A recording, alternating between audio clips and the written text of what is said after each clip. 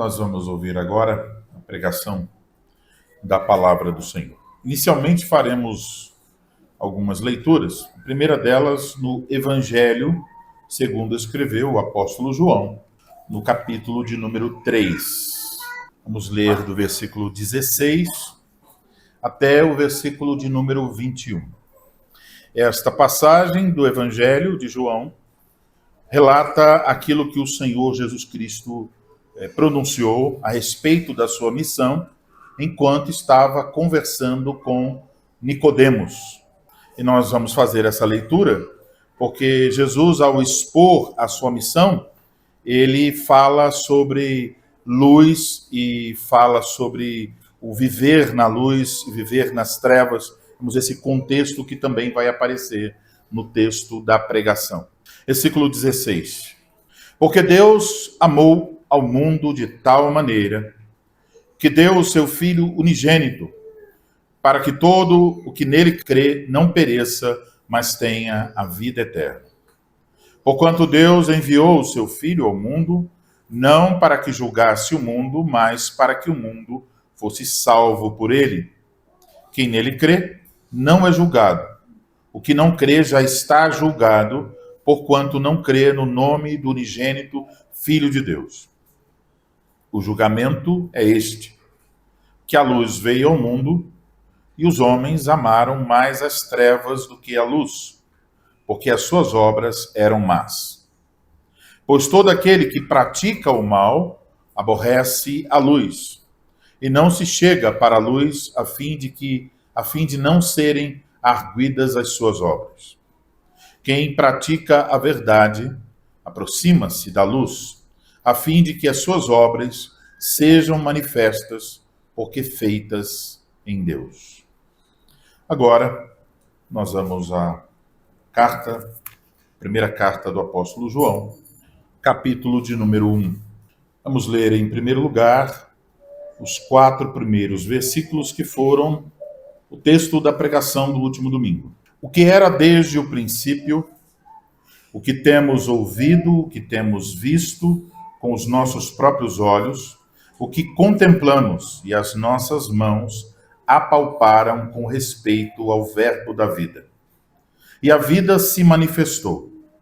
E nós a temos visto e dela damos testemunho e vô-lo anunciamos. A vida eterna, a qual estava com o Pai, nos foi manifestada. O que temos visto e ouvido, anunciamos também a vós outros, para que vós igualmente mantenhais comunhão conosco. Ora, a nossa comunhão é com o Pai e com o seu Filho Jesus Cristo. Estas coisas, pois, vos escrevemos, para que a nossa alegria seja completa. Agora vamos observar o texto da pregação desta manhã. 1 João, capítulo 1, versículos 5 a 7. Ora, a mensagem que da parte dele temos ouvido e vos anunciamos é esta: que Deus é luz e não há nele treva nenhuma. Se dissermos que mantemos comunhão com ele e andarmos nas trevas, mentimos e não praticamos a verdade. Se, porém, andarmos na luz, como ele está na luz, mantemos comunhão uns com os outros, e o sangue de Jesus, seu Filho, nos purifica de todo pecado. Até aí a leitura da palavra do Senhor. Nós vamos orar, pedir ao Senhor mais uma vez a sua bênção, sua graça, para que possamos ser beneficiados pela pregação da sua palavra. Oremos.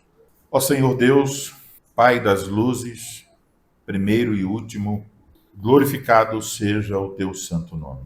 Temos tido o privilégio nesta manhã de render louvores ao teu nome santo, reconhecer pelos salmos a tua grandeza e sermos afinados com os teus propósitos.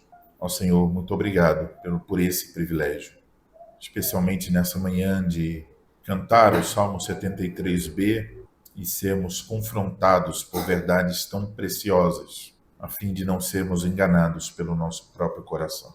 Agora, Senhor, vamos ouvir a exposição da Tua palavra. Quem fala, quem é de falar, não pode fazê-lo pela sua própria força e sabedoria. Nossa única esperança é que o Senhor o use como instrumento para o nosso bem. Portanto, dá sabedoria, aviva as forças da memória, dá compreensão, fervor, que Ele nos apresente de maneira vívida e clara o Evangelho do Teu Filho Jesus Cristo. Mas com que, à medida em que ouvimos a Tua palavra, ela venha às partes mais íntimas do nosso ser, como nos diz Hebreus 4:12, e ali traga à luz as intenções e motivações do nosso coração, revele a nossa condição diante do Senhor, nos faça mais uma vez estar buscando o refúgio em Cristo Jesus, de modo que toda a nossa confiança, nossa alegria, nosso contentamento esteja nele. Ajuda cada ouvinte para dar atenção devida à tua palavra e para que os frutos do que vamos ouvir sejam vistos de fato na nossa maneira de viver. Nós oramos, pedimos essas coisas em nome de Cristo Jesus, nosso Senhor. Amém. Amém. Amada Igreja do Senhor Jesus Cristo, como nós já ouvimos no sermão anterior, no início da carta, o apóstolo João está nos apresentando o Senhor Jesus Cristo como o verdadeiro Deus e verdadeiro homem, como aquele que era desde o princípio, como aquele que também se manifestou e a quem os apóstolos ouviram, viram, contemplaram e apalparam. E é por isso que, junto com os demais apóstolos, João se coloca como uma testemunha de primeira mão de quem Jesus Cristo é. E é nessa condição de testemunhas que ele e os demais apóstolos anunciaram o Evangelho tal como agora o conhecemos através do Novo Testamento. Eles anunciaram o Evangelho a respeito de Cristo Jesus, a palavra da vida, o verdadeiro Deus, verdadeiro homem, aquele por meio de quem recebemos a vida eterna. E nesse contexto, João se refere a Jesus, então, como a palavra da vida. Isso significa, como já ouvimos, que Jesus Cristo é a revelação definitiva da parte de Deus e que é por meio do Senhor Jesus Cristo que nós chegamos a conhecer a Deus e entramos em comunhão com Deus. Mas agora nos perguntamos, o que exatamente a palavra da vida nos revelou a respeito de Deus? Como nós podemos ter comunhão com Deus? Quais as implicações dessa comunhão? A partir do versículo de número 5, João começa a nos oferecer respostas para essas perguntas. E ao fazê-lo, ele nos apresenta a verdade mais básica do Evangelho e as suas implicações. E é por isso, então, que eu vos anuncio a palavra de Deus sob o seguinte tema: a luz do Evangelho. E nós veremos apenas 2 pontos. O primeiro, a mensagem do Evangelho. Deus é luz. Versículo 5. O segundo, as implicações do Evangelho. A vida na luz. Versículos 6 e 7.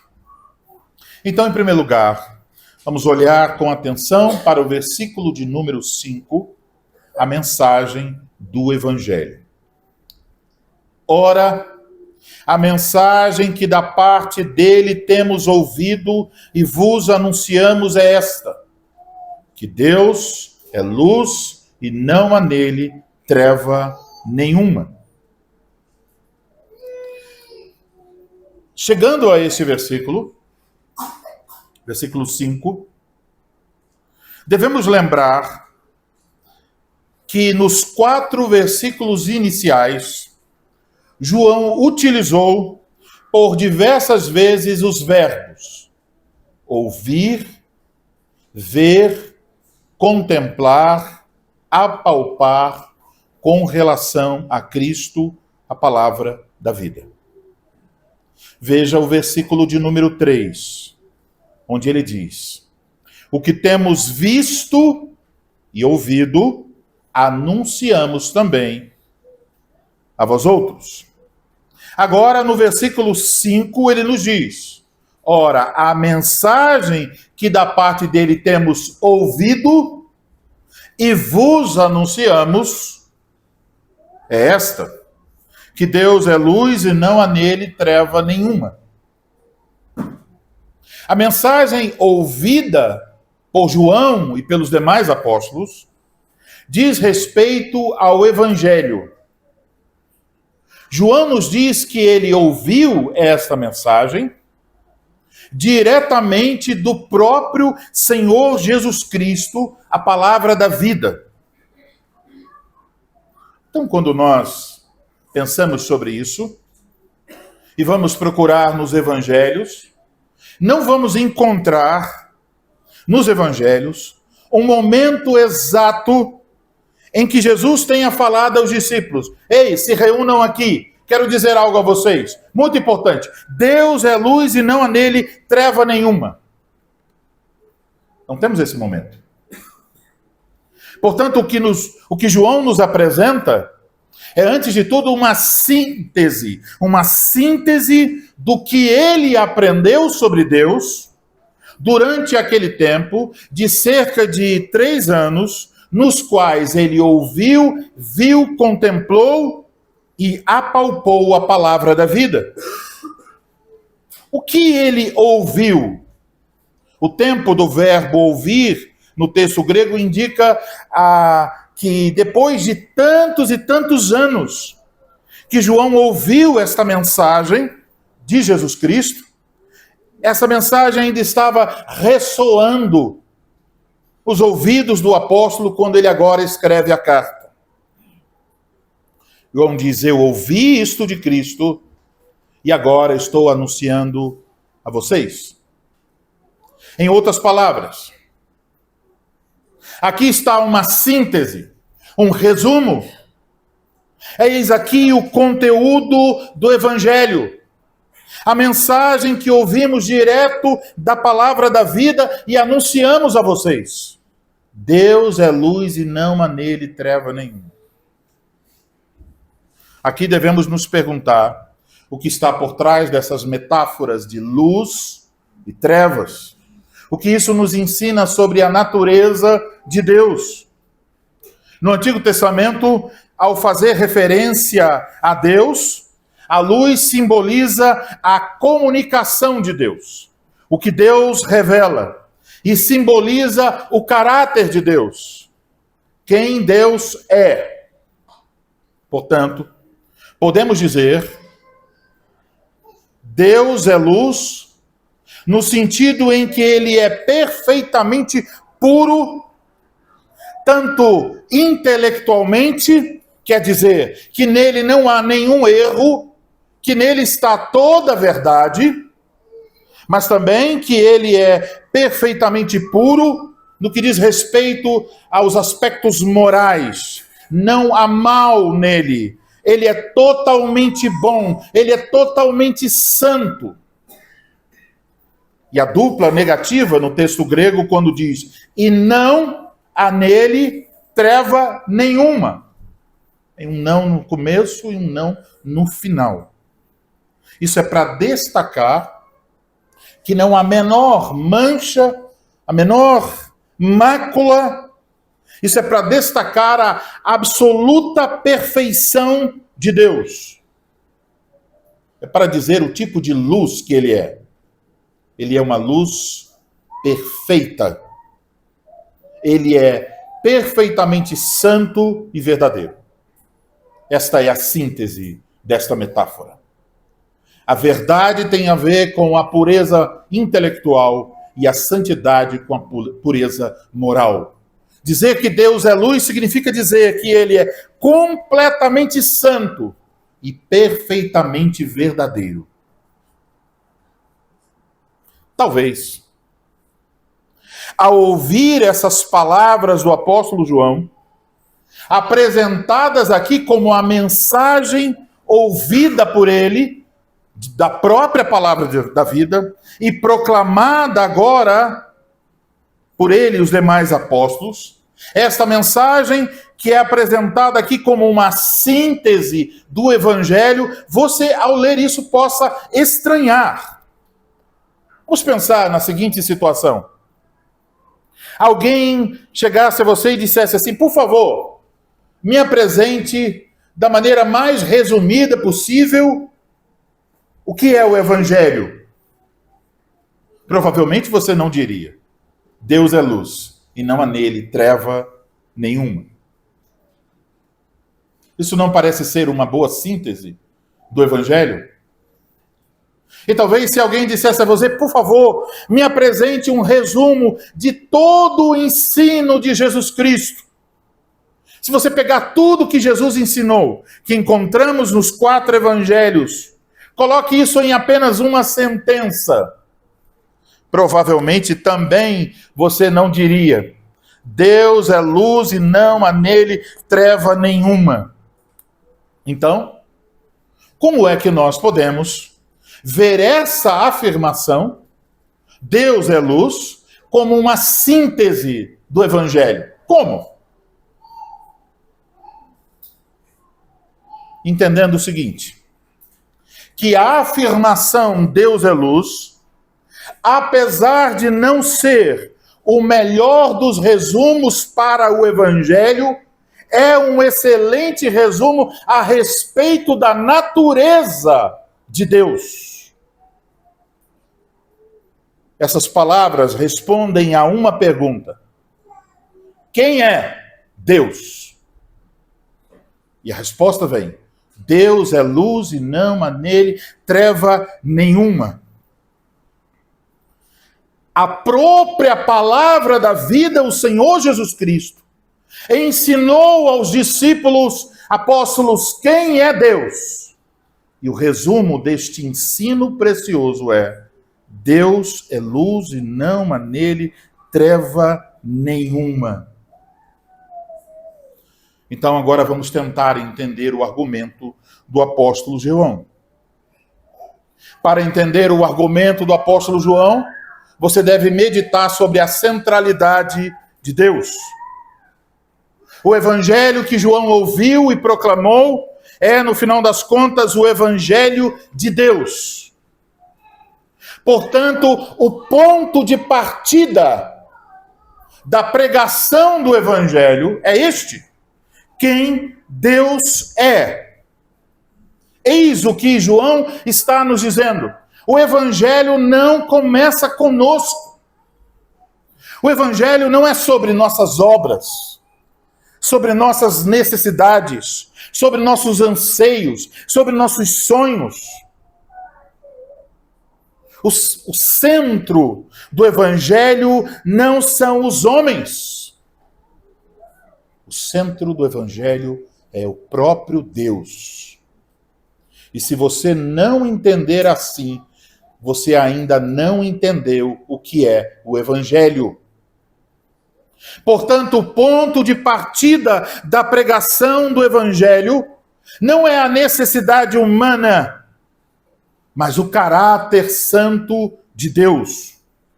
O evangelho nos proclama, antes de tudo, a bendita mensagem sobre quem Deus é. Deus é luz.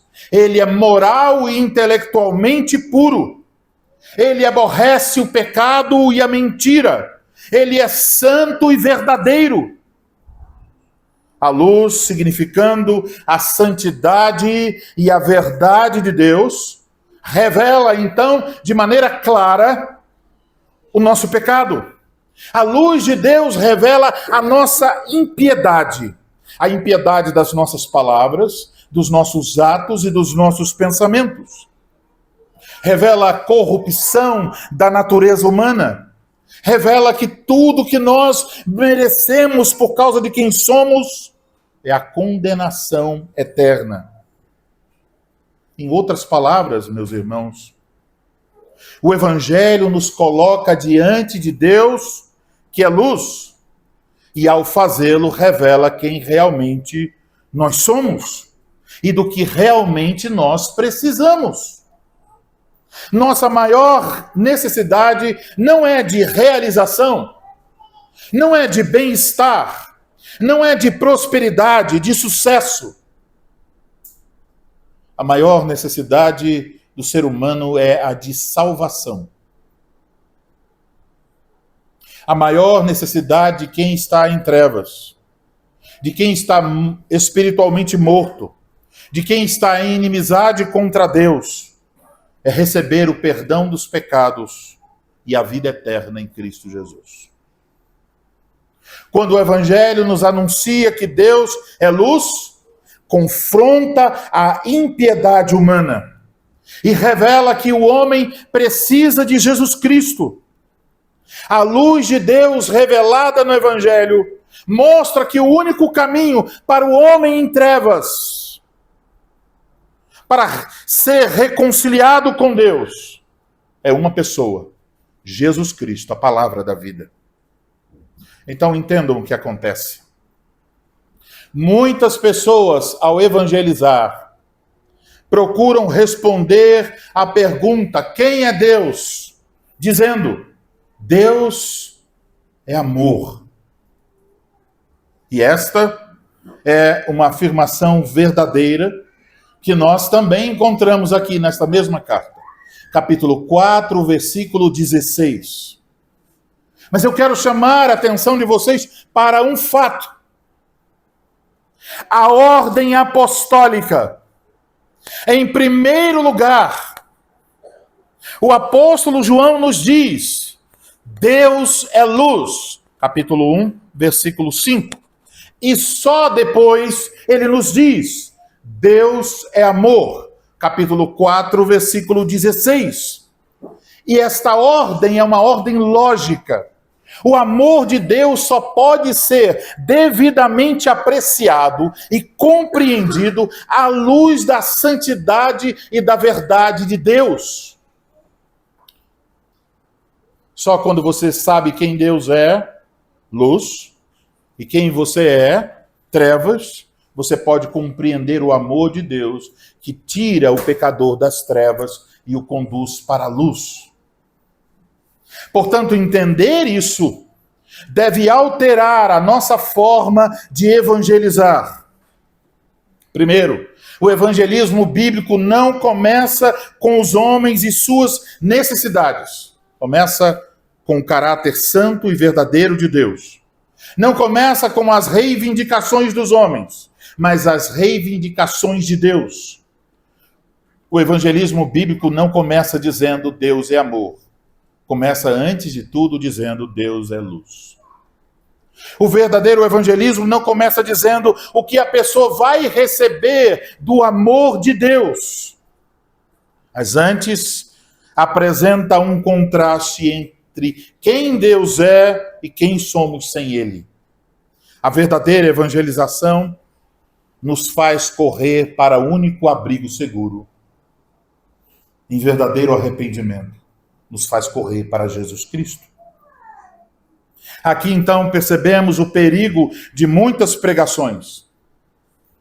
Muitas vezes o perigo não está naquilo que se diz, mas naquilo que não se diz.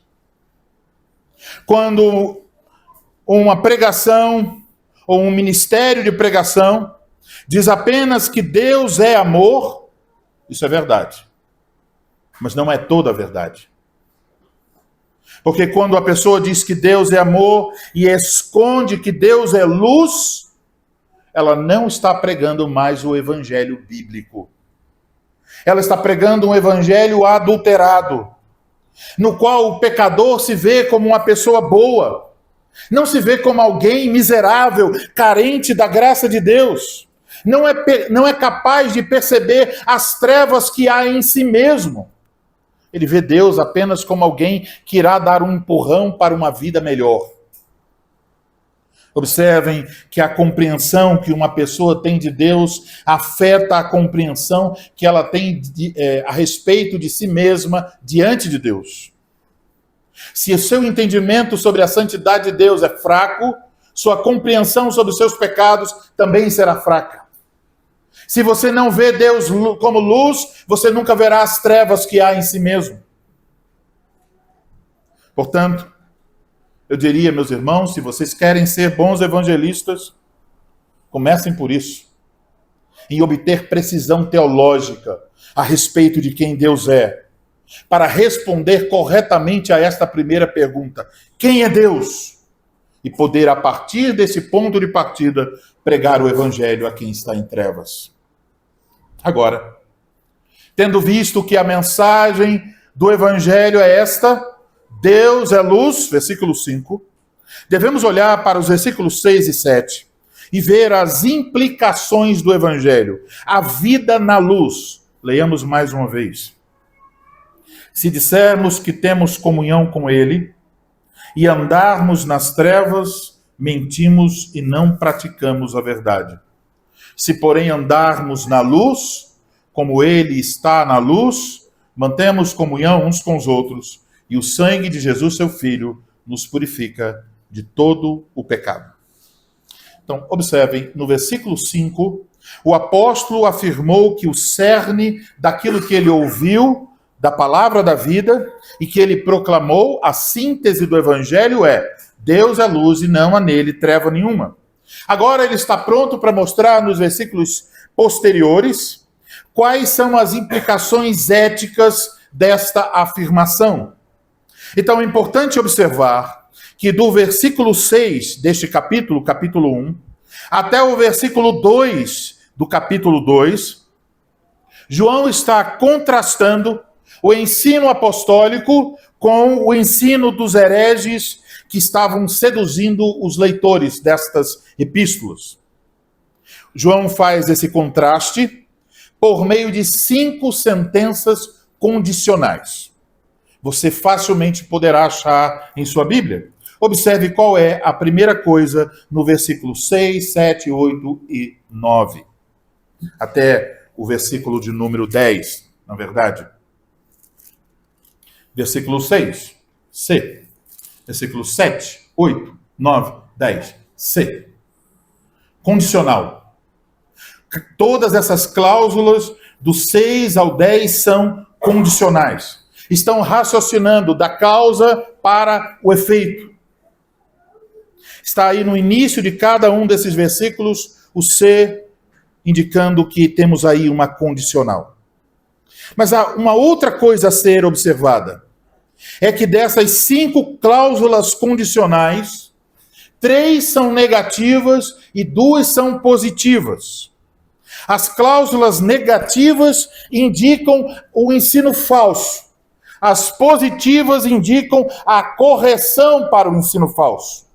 Você pode identificar as cláusulas negativas pela expressão se dissermos. Veja isso no versículo de número 6. Se dissermos que mantemos comunhão com ele. Versículo de número 8. Se dissermos que não temos pecado nenhum. E versículo de número 10. Se dissermos que não temos cometido pecado. Então, essas cláusulas negativas estão apresentando aquilo que poderia ser identificado como falso ensino. Esse falso ensino aqui é especialmente o falso ensino a respeito de 2 assuntos: a comunhão e a relação do cristão com o pecado. Alguém que diz, eu tenho comunhão com Deus, e outro que diz, eu não tenho pecado. São as cláusulas negativas. E temos 2 cláusulas positivas. As cláusulas positivas estão no versículo 7 e 9. Se, porém, andarmos na luz. Versículo 9. Se confessarmos os nossos pecados. Então, quando estamos nessa manhã, do versículo 5 ao 7, então, devemos observar que temos diante de nós uma cláusula negativa no versículo de número 6 e uma cláusula positiva no versículo de número 7. As duas são condicionais. Se dissermos, se, porém, andarmos. Então ele está apresentando no versículo 6 o falso ensino e no versículo 7 apresentando a resposta a este falso ensino. Note que nos dois casos, as cláusulas positivas, as cláusulas corretivas, as duas cláusulas apontam para a obra de Cristo. Veja, versículo de número 9, fala da ação purificadora do sangue de Jesus. E versículo de número 10 fala da ação purificadora do Pai. Vamos olhar então, em primeiro lugar, para a cláusula negativa do versículo 6. Se dissermos que mantemos comunhão com Ele, isto é, com o Pai, e andarmos nas trevas, mentimos e não praticamos a verdade. Aqui então João, por meio desta cláusula, está nos oferecendo uma resposta para a seguinte pergunta: como é que nós podemos ter certeza se a afirmação de uma pessoa a respeito da sua comunhão, do seu relacionamento com Deus é verdadeira? Nos versículos 1 a 4, João nos ofereceu um teste, o teste doutrinário. Ele nos diz naqueles primeiros versículos que se a confissão de uma pessoa não está alinhada com a doutrina apostólica, a afirmação dessa pessoa no que diz respeito à sua comunhão com Deus é falsa. É o teste doutrinário. Mas aqui, no versículo de número 6, João nos oferece outro teste, o teste moral. Ele nos diz que se uma pessoa diz ter comunhão com Deus, mas está andando nas trevas, essa pessoa está mentindo. Isso coloca diante de nós a pergunta: o que significa andar na luz e o que significa andar nas trevas? Aparece no versículo 6 e 7. Esse verbo andar aqui está no tempo presente, indicando então uma ação, um padrão de vida contínuo, consistente. E diante do que nós já vimos sobre a afirmação Deus é luz, e pelo que nós lemos no início em João capítulo 3, versículos 19 a 21, podemos concluir que andar na luz significa viver conforme a verdade e a santidade de Deus. Deus é luz, ele é verdadeiro e santo. Andar na luz é viver de acordo com a verdade e a santidade de Deus. Andar em trevas é viver em ignorância a respeito de Deus e viver, portanto, em pecado.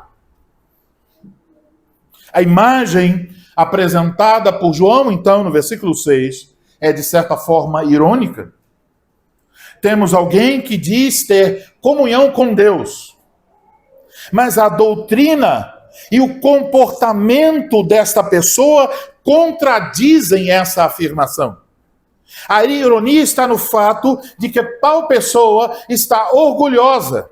Ela está dizendo: olha, eu tenho um relacionamento íntimo com Deus, eu tenho comunhão com Deus. Mas ela está dizendo isso em meio às trevas da sua própria vida. O teste moral de João revela a falácia de tal afirmação. Viver nas trevas e dizer que tem comunhão com Deus que é luz. E meus irmãos, muitas pessoas que se orgulham de sua relação com Deus. Elas falam de si mesmas como pessoas que têm uma intimidade com Deus. Elas consideram que Deus lhes tem um grande apreço, que elas são muito especiais, que elas estão, por assim dizer, no topo de uma torre iluminada. Mas quando essas pessoas devem passar pelo teste da doutrina e da vida, ela revela-se onde elas realmente estão, num poço em trevas. Deus é luz. Portanto, aqueles que dizem ter comunhão com Ele devem ser distinguíveis. distintos do resto do mundo. Eu quero colocar isso de uma maneira mais clara. Se você diz, eu tenho comunhão com Deus, a sua vida deve ser tão diferente da vida das outras pessoas, assim como a luz é diferente das trevas. Porque, ao contrário, a sua afirmação inicial de ter comunhão com Deus não passa de uma mentira. Veja que João diz, se alguém diz isso, se dissermos isso, não praticamos a verdade. Final do versículo 6. Essa mesma expressão, inclusive no texto grego, aparece lá no texto que lemos em João 3:21. E literalmente, não praticamos a verdade, significa não fazemos a verdade. Olhando para João 3:20, aprendemos que fazer a verdade é o oposto de fazer o mal. Portanto, fazer a verdade significa viver em conformidade com a verdade e evitar o pecado. E não fazer a verdade é desprezar a verdade e viver no pecado. Portanto, a veracidade da afirmação de uma pessoa a respeito de sua comunhão com Deus pode ser verificada se nós observarmos a sua atitude para com o pecado. Devemos nos perguntar, essa pessoa, à luz do Evangelho, que proclama que Deus é luz, ela reconhece a sua natureza pecaminosa, ela reconhece os seus pecados, ela reconhece a sua necessidade de perdão por meio da obra de Cristo Jesus, ela mostra arrependimento evitando o pecado. Podemos colocar de outra forma.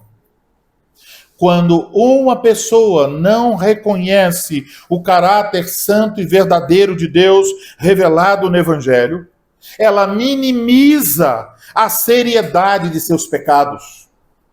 Ela, quando faz isso, ela está mentindo, primeiro, sobre sua relação com Deus. Não tem comunhão com Deus. Segundo, ela está mentindo sobre sua condição diante de Deus. Ela é trevas, não luz. E observe que no versículo 7, o apóstolo apresenta uma cláusula agora que entra em contraste com essas afirmações. Tenho comunhão com Deus vivendo no pecado. O apóstolo apresenta uma cláusula positiva. Ele diz, se porém andarmos na luz como ele está na luz, mantemos comunhão uns com os outros, e o sangue de Jesus, seu Filho, nos purifica de todo pecado. Veja, no versículo 5, João nos disse, Deus é luz. Agora, no versículo 7, ele diz, Deus está na luz. Ele deseja apresentar as consequências da comunhão com Deus. Ele está dizendo, quem tem comunhão com Deus, que é luz e que vive na luz, vai andar, vai viver na luz. Como já ouvimos, andar na luz significa viver em conformidade com a verdade e a santidade de Deus. Implica num modo de vida em que nós reconhecemos a verdade de Deus a respeito dele e de nós mesmos. Reconhecemos quem é Deus e reconhecemos quem somos sem ele. Implica em evitar o pecado e fazer o que é certo aos olhos de Deus, andar na luz. E aqui no versículo 7, João nos apresenta duas consequências desse viver na luz. A primeira consequência é essa, que temos comunhão uns com os outros. Veja, no versículo 6 ele disse que alguém que anda nas trevas não tem comunhão com Deus.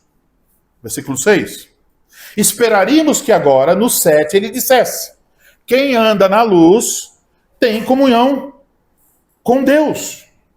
Mas, surpreendentemente, no versículo 7, João não fala da comunhão com Deus, como consequência de viver na luz. Ele antes diz que, quando andamos na luz, a consequência é que temos comunhão uns com os outros. Por que ele faz isso? Em primeiro lugar, devemos concluir, à luz do versículo 6 e 7, certamente andar na luz implica em comunhão com Deus que está na luz. Isso é certo. Mas João está dizendo que uma das consequências de andar na luz, uma das consequências de ter comunhão com Deus, é que nós teremos comunhão com aqueles que também andam na luz. Ou seja, quando alguém possui verdadeiramente comunhão com Deus, essa comunhão com Deus sempre se revelará na comunhão com outras pessoas, na comunhão com outros crentes. Então, João está descartando aqui a afirmação dos hereges que diziam ter comunhão com Deus, mas não tinham comunhão com os apóstolos. Ele está descartando aqui aquelas pessoas que estão em suas casas dizendo: eu conheço Deus, eu tenho a Bíblia, eu tenho um entendimento sobre quem Deus é, eu leio bons livros, eu tenho comunhão com Deus. Mas não tenho nenhuma comunhão com pessoas de verdade. Apenas com um conceito, o conceito de igreja invisível, com quem você não pode comer, conversar, exortar, ser exortado, nada. É invisível. Amados irmãos, a vida cristã, então entenda bem isso. Provavelmente, aqui estaria aquelas frases que as pessoas gostam de colocar em redes sociais. Mas vou dizê-la. A vida cristã não é apenas sobre crer nas coisas certas. É estar acompanhado pelas pessoas certas. Entende isso? Olhe para um lado e para o outro e você verá esta verdade estampada por toda a Bíblia. Portanto, viver na luz implica não só em ter certeza de que eu estou no caminho certo, de que eu estou ouvindo o evangelho proclamado pelos apóstolos, o evangelho que confronta o meu pecado, que eu estou certo não só de que eu abracei a verdadeira doutrina, mas também de que eu nesta caminhada no caminho da luz, neste andar na luz, existem outras pessoas que estão ao meu lado, caminhando também comigo. Comunhão uns com os outros. Aqui se desfaz a mentira na qual às vezes nós queremos acreditar. A mentira consiste na seguinte afirmação: você pode viver a vida cristã sozinho.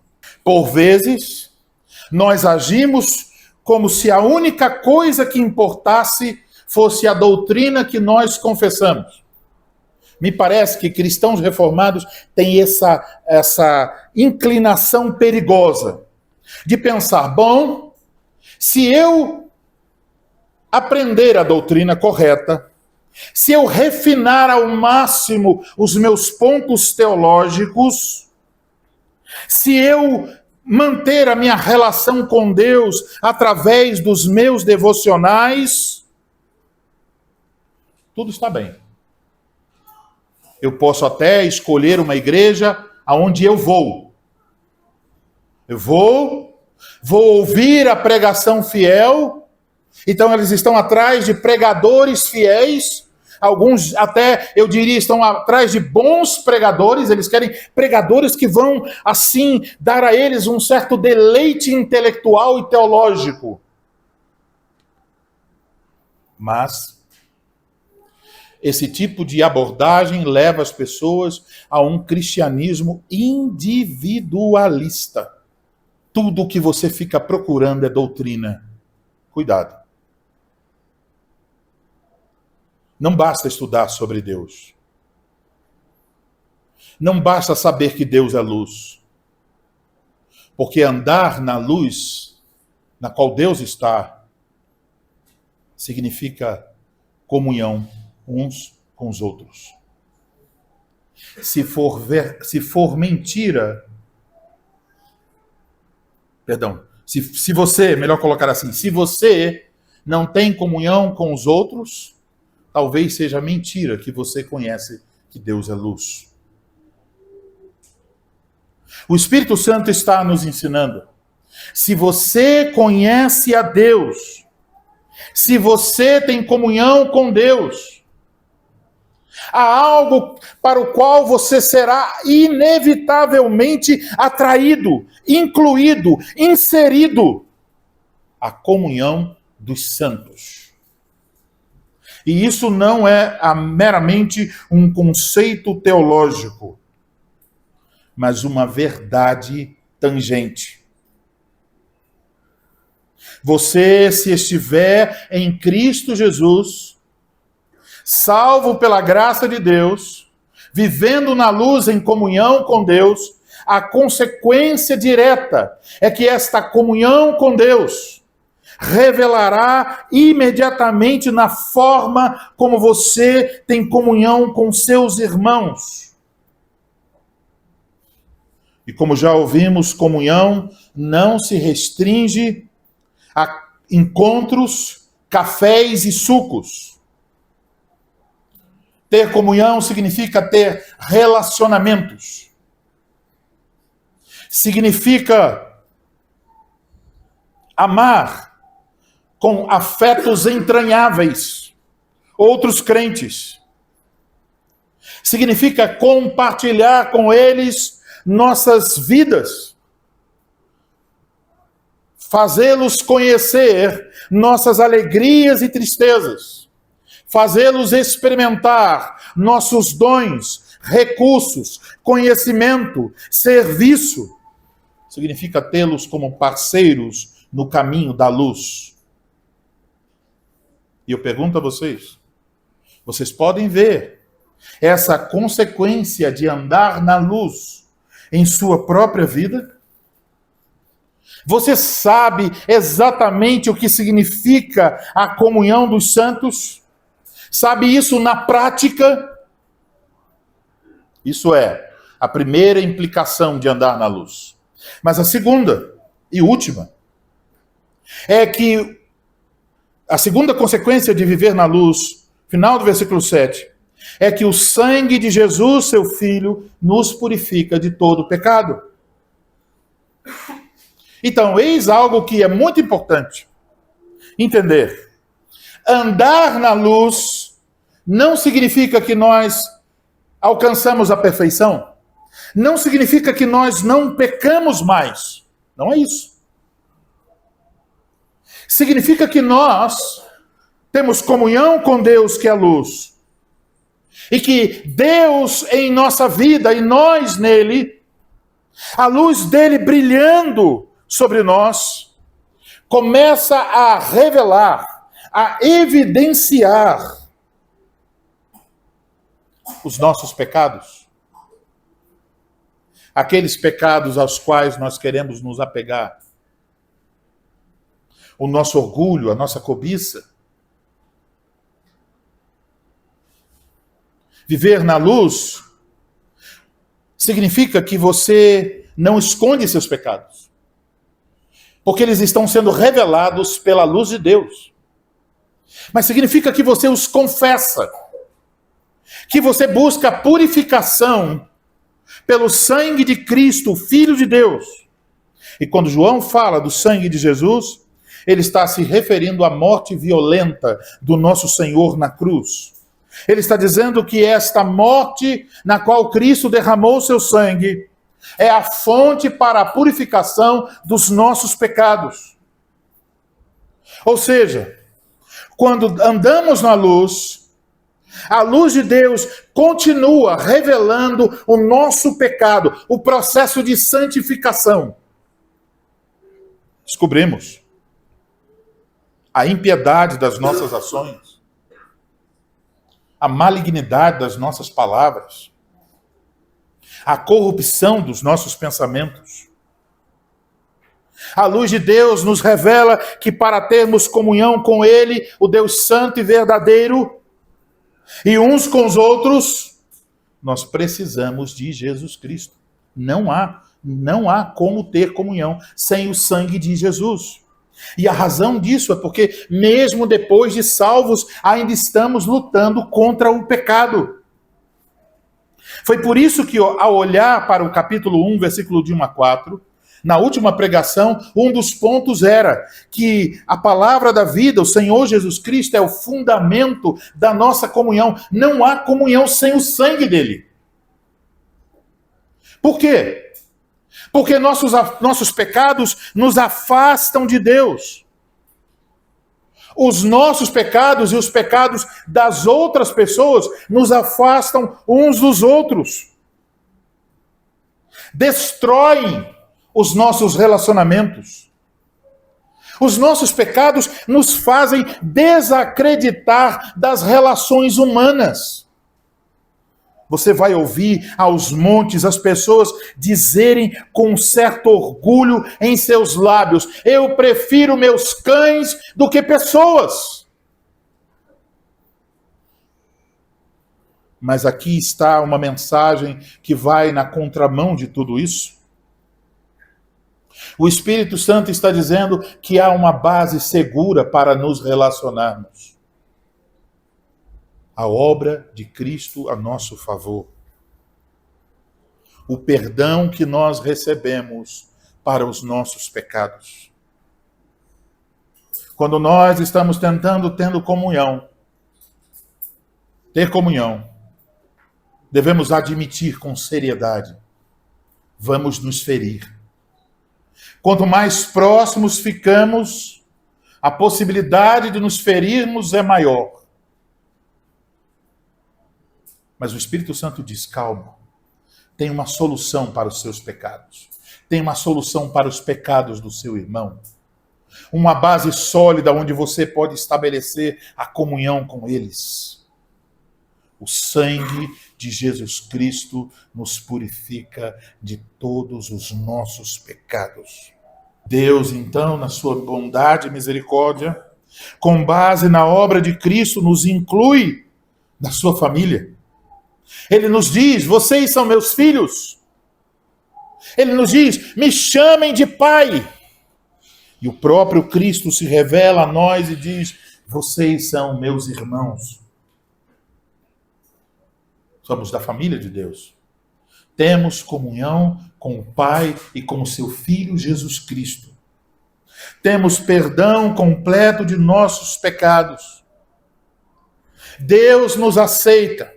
Não porque somos perfeitos, não porque fazemos isso ou aquilo, mas porque estamos justificados em Cristo Jesus. A justiça perfeita dele cobre todas as nossas imperfeições. O sangue dele nos purifica de todos os nossos pecados que ainda estamos cometendo contra Deus. E Deus, por causa de Cristo, nos aceita e nos abraça em sua comunhão. E na medida em que Deus revela nossos pecados, nós podemos nova e novamente correr a esta fonte bendita, o sangue de Jesus, que nos permite continuar em comunhão com Deus. Então lembre-se, a sua comunhão com Deus não está fundamentada nas suas obras. Não está fundamentada no seu conhecimento teológico, na sua capacidade ou sabedoria. Está fundamentada num sacrifício, no sangue, na perfeição de um Salvador bendito. Então você pode acordar de manhã, olhar-se no espelho e dizer: eu sou um miserável. Mas ao mesmo tempo você pode dizer: eu sou um miserável na luz. Eu tenho comunhão com Deus. Cristo Jesus perdoa todos os meus pecados. Eis a proclamação do Evangelho. Aos pés da cruz de Cristo, nós podemos viver em comunhão com Deus e podemos viver em comunhão uns com os outros. Amados irmãos, o que nos é dito aqui não é apenas uma possibilidade, é sem dúvidas uma consequência do Evangelho. Não é algo para você dizer, talvez um dia. É algo para você ter agora mesmo, em Cristo Jesus. E tudo isso, como diria um amigo, está conectado. As diferentes partes da Escritura estão todas conectadas. Pois quando começamos a olhar para a nossa comunhão com Deus, percebemos, quando estamos em comunhão com Deus, a luz de Deus ilumina a nossa vida. Começamos a perceber, há manchas em mim, há pecados dos quais eu devo me arrepender. Mas há uma outra coisa. Quando nós estamos em comunhão uns com os outros, você entende o que vai acontecer? As pessoas verão seus pecados. Elas vão perceber o seu orgulho. Elas vão perceber suas fraquezas. Quando elas estiverem na sua casa, jantando, tomando um café, elas olharão e dirão, ih, rapaz, tem algum problema na educação dos filhos? Não está tratando bem sua esposa? Está mentindo? Não recebe bem uma exortação? Elas verão pecado após pecado. Mas estão na luz. Na luz. A comunhão na luz. E você ouvirá Deus falando com você pela boca de seus irmãos, que na luz viram seus pecados. E este método é um método eficaz para o crescimento em Cristo. Quando você confina a sua vida a 4 paredes, quando a única pessoa que sabe quais são os seus pecados são seu esposo ou sua esposa, ou seus filhos ou seus pais, você está em grande prejuízo espiritual. Deus quer que seus pecados venham à luz na comunhão dos santos, para na comunhão dos santos você recorrer ao sangue de Cristo. Então, meus irmãos, quando estamos caminhando juntos na luz, nós vamos oferecer de maneira consistente exortações diárias, para, como diz o apóstolo na carta aos Hebreus, para que não sejamos endurecidos pelo engano do pecado. Você vai ver e será visto. Na medida em que nossos pecados são trazidos à luz pela nossa comunhão com Deus e pela nossa comunhão uns com os outros, nós seremos encorajados a recorrer a Cristo continuamente, a perceber que não existe um modo de viver fora de Cristo Jesus. Vamos recorrer à sua obra ao nosso favor. Vamos buscar o seu perdão e purificação de nossos pecados. Então você pode perceber como andar na luz, como ter comunhão com Deus e com os irmãos, contribui para a sua santificação. Você quer ser santo? Saia daquela caixa que você chama de casa e mostre sua vida diante dos santos. Quando nós evitamos isso, corremos o risco de que nosso coração se endureça. Vamos manter um coração endurecido até o ponto em que a esposa dirá, eu não aguento mais esse marido. Em que o esposo dirá, eu não aguento mais essa esposa. E terão que recorrer aos presbíteros da igreja. Mas Deus quer usar um outro método. O método de tratar os nossos pecados pela comunhão com Ele e com os irmãos. Portanto, meus amados irmãos, à luz da mensagem do Evangelho da primeira epístola de João, capítulo 1, versículos 5 a 7, eu quero encorajar vocês a manterem a si mesmos e suas famílias sempre debaixo de pregação fiel, que proclama que Deus é luz, que Ele é santo e verdadeiro, que revela a nossa profunda necessidade de purificação pelo sangue de Cristo Jesus. Mas ao mesmo tempo, Mantenha a si mesmo e suas famílias em comunhão com outras famílias que estão ouvindo a mesma mensagem, que estão andando no mesmo caminho. Em Cristo, a palavra da vida, isso é possível. Amém. Amém.